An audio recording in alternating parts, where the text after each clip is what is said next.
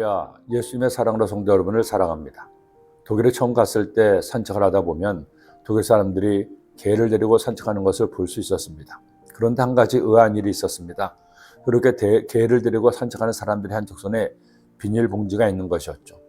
왜 비닐봉지를 들고 다닐까? 버릴 데가 없어서 들고 다니라 생각했습니다. 그런데 어느 날 보니 앞에 가던 개 한 마리가 큰일을 보는 것이었습니다. 주인은 그런 개를 한가로이 보고 있었죠. 그리고 개가 볼 일을 다 보자 주인이 들고 있던 비닐봉지에 변을 담는 거였죠. 그제서야 용도를 알았습니다. 그 비닐봉지의 용도를. 알고 보니 독일에서는 애완견이 본 변을 가져가지 않으면 벌금을 내야 한다는 것이었죠. 벌써 20수년 전의 일이었습니다. 그때는 그 일이 참 신기했습니다. 세상에 개가 싼 것을 사람이 쳐야 하다니 하는 생각이 들었습니다.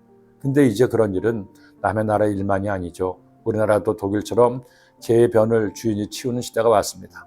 아마 조금 더 있으면 개나 고양이 같은 애완동물에 대해 유럽의 나라들처럼 우리나라도 세금을 내야 하는 시대가 올지 모르겠습니다. 얼마 전 통계에서 우리나라 사람 중 혼자 사는 세대가 30%가 넘는다는 뉴스를 봤습니다. 이렇게 홀로 사는 분들이 많다 보니 외로움도 달랠 겸 특히 개를, 고양이를 많이 기르는 것이죠. 그런데 2000년 전 이스라엘에서 개는 애완견이 아니었습니다. 당시 그들에게 가장 천대받는 짐승은 개와 돼지였습니다. 그 고기를 못 먹는 것은 당연하고 더러운 짐승의 대명사로 알려진 것이 역시 개, 돼지였습니다.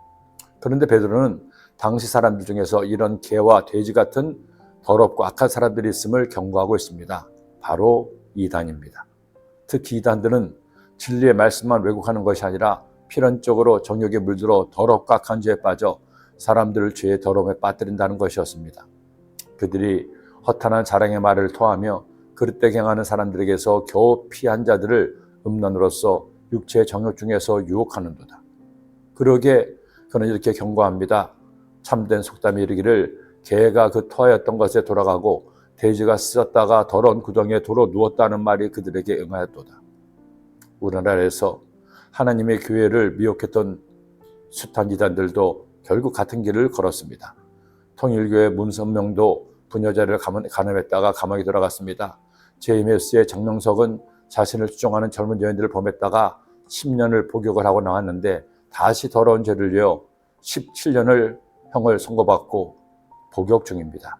뿐만이 아니죠. 만민교회 이재록은 어린 소녀들을 상습적으로 성폭행한 사실이 드러나 70이 넘는 노인이 16년을 선고받는 추태를 보였습니다.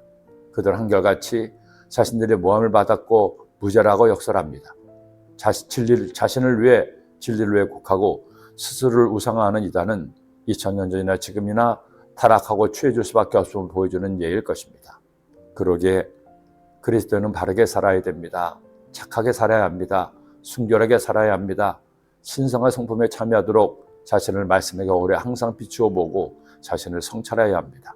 그리고 주님의 도우심을 간절히 구해야 합니다. 그때 우리는 주님의 거룩한 신부가 될 것입니다. 기도드립니다.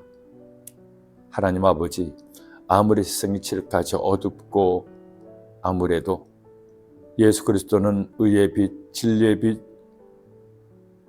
성결한 빛이 되어서 온 세상을 밝히심을 알게 됩니다. 우리도 그 주님께 빛을 받아 그렇게 세상을 밝히는 의의 빛, 성결의 빛, 진리의 빛을 비추며 살도록 인도하여 주옵소서. 예수님의 이름으로 기도드립니다.